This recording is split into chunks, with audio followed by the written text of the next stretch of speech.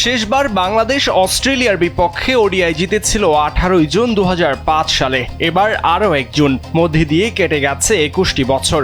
অবশেষে অজিদের বিপক্ষে দ্বিতীয় ওয়ানডে জয় পেল টাইগাররা। সেবার বাংলাদেশের জয়ের নায়ক ছিলেন আশরাফুল, আর এবার টাইগারদের জয় একজনের হাত ধরে আসেনি। নাহিদ রানা, মোসাদ্দেক, শান্ত, তাসকিন সহ একেবারেই দলগত পারফরম্যান্সে অজিদের হারিয়েছে টাইগাররা।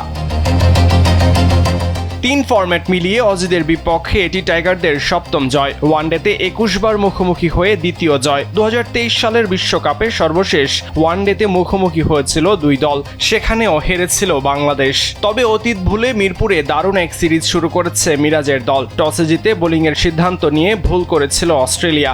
আগে নেমে টাইগার ব্যাটাররা স্কোরবোর্ডে তোলে 284 রান। তামিম, শান্ত ও মোসাদ্দেকের দারুণ ব্যাটিংয়ে বড় সংগ্রহ পায় বাংলাদেশ।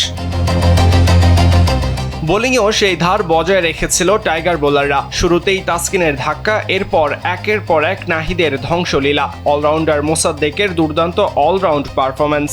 তবে দলের জয়ের দিনে সবচেয়ে বেশি চোখে পড়েছে টিম বন্ডিং। পুরো সিনারিও দেখে বোঝার উপায় ছিল না দলের অধিনায়ককে। কখনো লিটন তো কখনো শান্ত। গুরুত্বপূর্ণ সিদ্ধান্ত নিতে এগিয়ে এসেছেন সবাই। ফিল্ডিংয়েও টপ নচ ছিল টাইগাররা। ঘরের মাঠে অস্ট্রেলিয়াকে টাইগাররা পেয়েছে 15 বছর পর। দ্বিপাক্ষিক সিরিজে সর্বশেষ দেখায় 3-0 ব্যবধানে সিরিজ হেরেছিল বাংলাদেশ।